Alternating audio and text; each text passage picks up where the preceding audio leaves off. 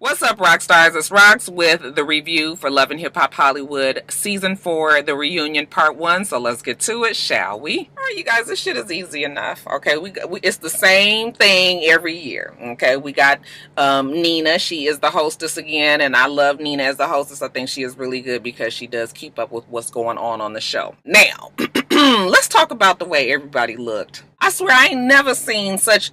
what the fuck was going on the show, you guys? Now listen, I understand that everybody don't have a whole lot of money and they can't afford, like, say, Real Housewives of Atlanta type dresses and, you know, that whole look. But still, you guys, you ain't got to spend that much fucking money to look good. And something tells me that some of the shit that them girls had on was actually some expensive ass wear. So I was just like, who told y'all to do that? Let's go down the line, y'all. The first Masika, she was dressed like she was going to fight. Like she didn't really know exactly what was going to happen. She looked like she was going to work, okay, with this plaid, you know, some sort of plaid jacket and just some red leggings looked like. Moniece. Now, I done told you guys that Moniece does not do hood. She does not do trendy. She doesn't do any of that stuff well. Moniece is actually best looking when she just does her classic look. If she did a little bob or something like that, even when she does her ponytail pulled back, I mean, she was really nice last season. This season, it was sort of like she was channeling like her inner superhero villain.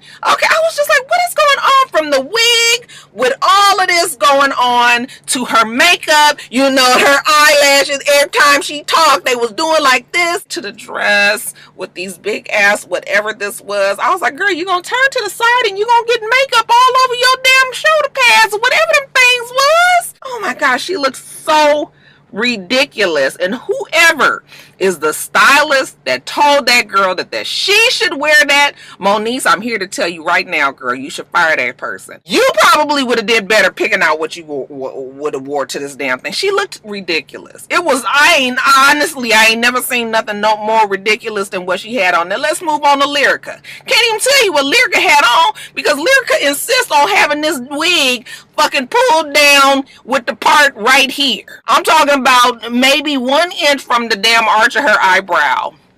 Now, I don't know how much hair Lyrica does or doesn't have underneath this wig, but I'm gonna be willing to bet that her damn hairline don't start down here. Why are you walking around with your wig pulled down? Like, and the same with Hazel Lee. They have their wigs pulled down so far. Like, it's like, you just want to look like that? Hazel Lee? Another one with this white, with this, you know, it wasn't as ridiculous as Moniece's, but I don't even think that look was attractive for her. People was talking about the men. Fizz, again, he just looked like he just got dressed that day and decided he was, I mean, these jeans and Zell, I actually was, with all of Zell's over the topness, I thought he looked cool, okay? The fact that he had on damn, you know, these sequins, whatever the hell them shoes was, I could have did without the shoes, but I was just like, at least he knew he was about to be fabulous on this damn reunion. Ray J, he looked like he just threw on something. Okay, Prinky, she wasn't really trying to do the most because I guess they didn't have much of a storyline this season, but everybody I was looking at, I was just like so disappointed and confused. I wish if I could really, especially Moniece, if I really could just sit down and have somebody explain to me what the look was that she was going for, maybe it would make more sense to me. But child, I couldn't make head or tails of it, child. I looked at her for a long time. I was like, what is that? She looked a mess, y'all. Child, I don't know what to say. Anyway, then we had Alexa Sky, who had on like this outfit that had like the feather boa arms, and I said, girl, I bought an outfit just like that from the Sloss and Swap meet over where they sell the stripper outfits. y'all know back in Roxanne's Wild and Ready days, I used to buy me a little outfit, you know, anytime it was an anniversary or birthday. The kids the next day, they'd come home from the babysitter or wherever they was, and they'd be like, where all these pink feathers and shit around? That shit was shed off the damn jacket and everything. But anyway, TMI. All I can say is, bitch, I know where you got that outfit from.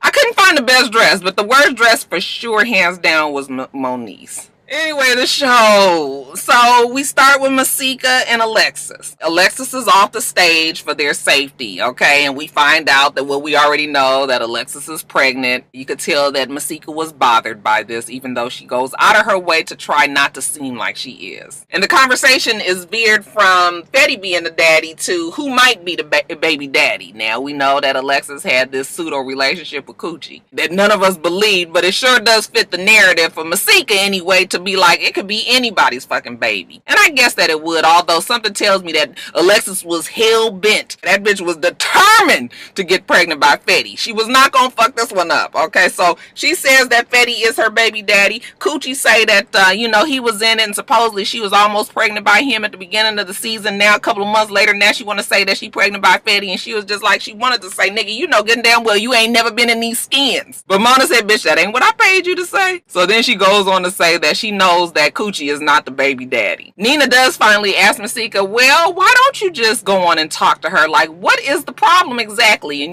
Masika goes on and on about how she's created this platform, these people, and, she's responsible for their success and that they wouldn't have a storyline. But really, Masika wouldn't have a storyline either if it wasn't for Alexis Sky. What else is we talking about with Masika? I know that in real life, on her Twitter, she was complaining about them cutting out her miscarriage, the conversation that she had. Supposedly she had a miscarriage while they were filming this season, and they didn't put any of that in. But realistically, that's not carrying a storyline, a whole storyline on a miscarriage, unless she was gonna play it up and just show how depressed she was about it and how upset she was and all of that.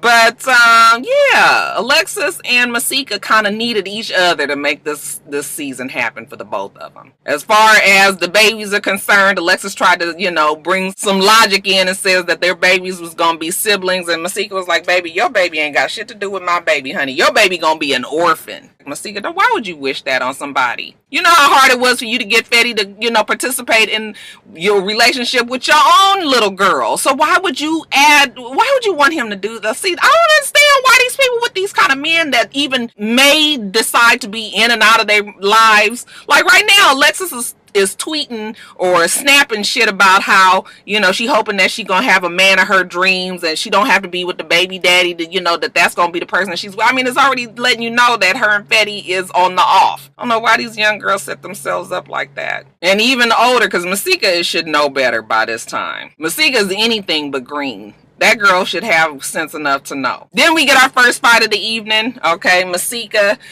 she wants to jump up and get to Alexis. Alexis is not even on the stage. Okay, Joker face, sit down. Where is she? Where is she? Because Hazel Lee is in the audience and she's teasing Masika. Then Masika tries to go after Hazel Lee. And then Moniece, who's over here, who has really nothing to do with anything, at least from what I can tell, child. It was so much melee and confusion on the stage. Moniece and Hazel Lee start arguing. So much so that Moniece is trying to get to Hazel Lee, and Hazel Lee, she knows security is not going to let it happen, so she's just over there running her mouth, and they finally pull Moniece off the stage, and Moniece is so frustrated. I said, Moniece, you let it happen to you every single season.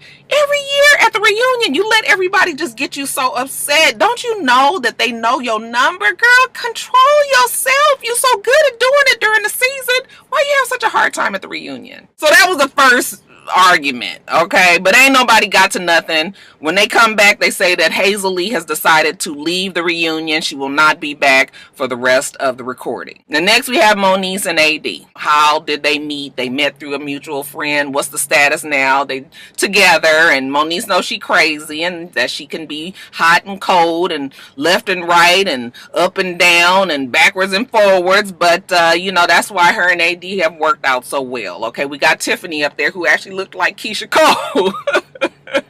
I was just like, she looked like a big Keisha Cole. But anyway, Tiffany, see, the problem with Tiffany and AD is AD has told Tiffany way too much. When you are with somebody, you have to be careful what you tell your best friends. If you know that the information that you tell your friends is going to turn them against your significant other, and you still have plans of being with the significant other, and if they can't take them own selves out of the way and not be so biased towards the relationship and just kind of listen as a listening ear, as a shoulder. It's a difference when a friend is just listening just to listen and just letting you vent. But when motherfuckers start holding it against you, which is what Tiffany has done to AD, then AD has made a mistake in telling Tiffany. She should not be telling her all of Moniece's business, because Tiffany throws it back out at her. And really, it is AD's fault. Fix your fucking problems in your relationship. Don't get to running off and telling everybody. Definitely don't tell Tiffany. I know that was your best friend, but you should know by now that your best friend can't handle certain things. AD tries to go off on Tiffany and say that she was jealous, and Tiffany was like, jealous of what? What do I have to be jealous of? Like, I'm not trying to be with you. I'm not in love with you or anything like that. I am just saying that you have told me so much bad shit about Moniece that I don't like the bitch no more. That is normal. Y'all be careful what you tell your friends. Unless you're going to be completely done, honey. Don't turn your friends against your significant other. Then we get to Ray J and Princess, okay? Like I said, they supposed to be loving hip-hop royalty as they have been described on the show. Yet and still the most boring storyline. They didn't really have much to say at the reunion. The talk, the more interesting talk was the fact that, you know, Ray J was on his scooty bike and, you know, he was testing it out and he fell and he fucked up his face. Okay, he had this big ass shiner and, you know, he had the damn bandages on there, you know, had a little R and a P put on there. But other than that, this whole talk about the baby and, the fact that they was trying to get pregnant, you know, whatever. Now, they do bring up the low sperm count. He say that he up to 45 million, or at least Prinky say that, okay? And, you know, Safaree was like, nigga, I don't believe it. You need to prove it. But, you know, he was just like, you know, I cut out a lot of things. I stopped smoking cigarettes, you know, and I just dedicated a lot more time to just spending it with Prinky. But Nina does pin him to the wall and was like, you know, that shit about the low sperm count, the bet, that was kind of foul. And, you know, Ray J was just like, well, you know, we was just lit. And sometimes when you be lit, you do mean things. Oh. Then we move on to Keisha and Booby. Keisha's still not there for the bullshit. Keisha, where does your life stand? She's with this album. That's her full focus. Booby, what about you? You know, Booby is single and happy. Okay, Brooke was just like, that's bullshit. He is not single and happy. He likes to be married. Okay, he's a Southern boy. Okay, he likes to have a relationship. He likes to have marriage. And Keisha Cole was just like, bitch. Now I know that we don't have no problem with each other, but don't have me call you out on this show. Okay, Keisha turns her, you know, her head this way. She was just like, I am not even going to consider what they talking about. Really, Brooke? You really fix your mouth to say it? The nigga was married one time, and the one time that he was married, he got caught cheating. And he has not really kept up a really good record ever since. If anything, he like these Southern niggas out here who have all these fucking secret families all over the place, because that runs rampant in the South as well. But baby, I'm gonna keep my mouth shut on that one. That is neither here nor there. Anyways, more talk about Keisha and Booby being family, and they gonna be respectful of each other. You know, Booby has always claimed the world about Keisha and what a good person she is, and yada yada yada. Still, I'm gonna need clarification on the divorce at some time. Bridget Kelly, they get up there with her. There's talk about the direction of her career. I don't even remember what Bridget Kelly looked like. Her hair was not bad, I don't think. And it seemed like it wasn't nothing terrible. So anyway, the direction of the pretty girl. Ray, you think that that's still the direction that she should go? Yeah, I still think that she should be the pretty girl. Ex-boyfriend James says, you know, she was the heartbroken auntie when she really wasn't heartbroken, but that's what people was listening to her music for. Now all of a sudden she's this sex kitten shooting dollars out her puss, when really that's not her personality either. All James is saying is, you trying to fake the funk up here and being 10 different things when you know good damn well you're not neither nan one of them. Okay, but Bridget was just like still on this, you know, I'm gonna try whatever I gotta try. Basically, she is in this desperation mode because she's getting older and she wants her career to turn out a certain way, and she wants to be seen a certain way. Bridget Kelly is talented. I've heard her music. I've listened to it. That's why it's the most disappointing how she has let herself look on this show. This show didn't help you in no way. None. Okay, I'm sure there are still her diehard fans out there. But to the ones like me who didn't really know much of her beforehand, like I have no desire to really try to support her because I don't like her. The fact that her whole slip been hanging this whole damn season, like I came for Bridget no more. Then we talk about Fizz and B2K. It ain't gonna work, period. Everybody's talking about the disappointment of Omarion, you know, just basically ignoring Fizz. And the way that Omarion and April broke up, it just seemed to be out of the blue. All of a sudden, he was just over it, even though that they were really just claiming that they loved each other and that he was there for her and all of that. You know, he's always displayed some selfish ways, even when their relationship was on, you know. So the fact that he is just ignoring Fizz, yeah, it's fucked up. But that's just kind of seems like how he is. Now, I guess Omarion probably is feeling like, well, I brought him on the show. And I helped him out when there wasn't nobody checking for old black lip Fizz. So I've done my part. Now he need to leave me alone because I already said that I'm not going to do that. But the fact that they have had a friendship for some time, okay, maybe it's not as close as they used to be, but you would think that he would give him at least that bit of respect and be like, listen, dude, I know that's what you want, but that's what I'm not on right now. I can't do it. They talk about having Ray J, okay, Ray 2K, B2 Ray, that shit was never going to work, but you had to give, you know, old Ray the A for effort, and the fact that he at least had been got with his team and had to make up all of these damn mock-up posters and, you know, really tried to make it seem like it could happen.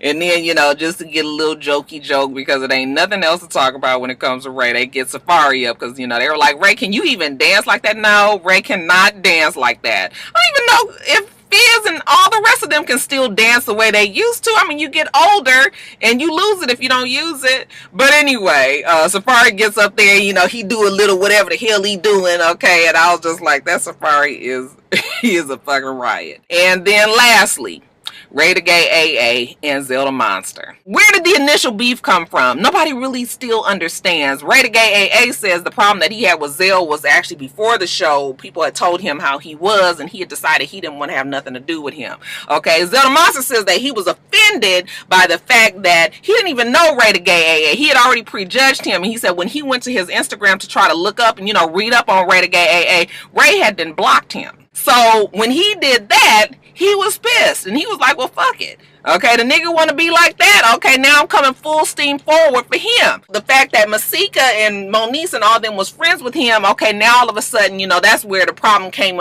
in with him and Moniece. But like I said yesterday on Twitter, and like I've said throughout this season, even though Zell is entertaining and he is funny, you can look at Zell and see the snake-like ways in him. I mean, he even said, why can't I be a snake and slither as well? You can tell that Zell is a type that will sacrifice a friendship or anything that he has to sacrifice to get on top. That is a person that is concerned with being the one that everybody thinks of. So he is going to, if that means that he's not going to be friends with these people that he don't really know anyway, like him and Masika, you know, they was, you know, surface friends maybe, but nothing too serious, or maybe even with his serious friends. If it means him being successful on a reality show and getting another season and, you know, making this buet, then so be it. So you can look at Zell and tell that that's the way he is, okay? Because Masika was just like, I went to sleep your friend and woke up the next day your enemy. Okay, he could never really explain why all of a sudden he jumped from Masika to Alexis, only that it served him. He has a reason to go against Masika